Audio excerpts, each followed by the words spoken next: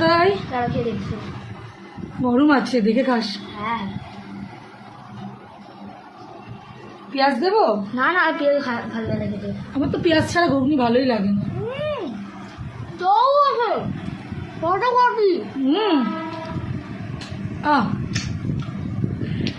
আরেকবার আরেকবার আরেকবার বন্ধুরা দেখতে পেলো না। দারুণ হাতে রুটি করছি, দেখো হাতে কি অবস্থা, ওই হাতে চুমু খাচ্ছে। দারুণ লাগে। জানি না কেমন হয়েছে, ছেলে মেয়ের কাছে তো মায়ের হাতে রান্না সবসময় সুন্দর, তাই না বলো?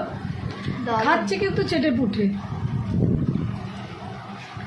এটা আমার ছোট ছোট পুত্র গো। আচ্ছা এবার আমি আমারটা নিয়ে আসি। হ্যাঁ হ্যাঁ মা এটা দাও রোজগুলো খেয়ে দেখো। হ্যাঁ খাবো খাবো, খিদেও পেয়েছে। তুই তো কাঁচা লঙ্কা পেঁয়াজ টিয়াজ নিবি না, তুই পেঁয়াজ খাস না। আমি একটু সব নিয়ে বসলাম, দেখি তোদের বাড়ির রান্নাটা কেমন হয়েছে। তোদের বাড়ি রাঁধুনি কেমন, খুব সিম্পলভাবেই করেছি, বেশি রিচ করিনি। কেমন বলে রান্না? হাত ভালো। দেখো বন্ধুরা, মায়ের হাতে তো ভালো হয়েছে, তোমরা বানিয়ে কিন্তু দেখো মায়ের হাতের রান্না খেতে তো তোমরা পাগল হয়ে যাবে, দারুণ খেতে হবে। খুব সিম্পল বানিয়েছি আমি, রান্নায় কোনো ঝামেলা করি না, যখন যেটা থাকে। তাহলে হাতের গুণ কী হলো বলো?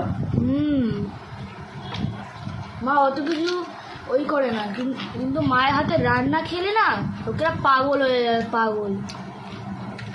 ঝাল কিন্তু খুব, ঘুগনি দিয়ে একটু পেঁয়াজ ভালো লাগে। তাতেই তো পেঁয়াজ খায় না, কাঁচা পেঁয়াজ এখন খায় না, বড় হলে খাবে, এখন খায় না, ও ভালো লাগে না, আমি খাই। তোর মুখের মধ্যে ঝাঁঝ ঝাঁঝ লাগে একটা, আমার পছন্দ লাগে না, তাই জন্য।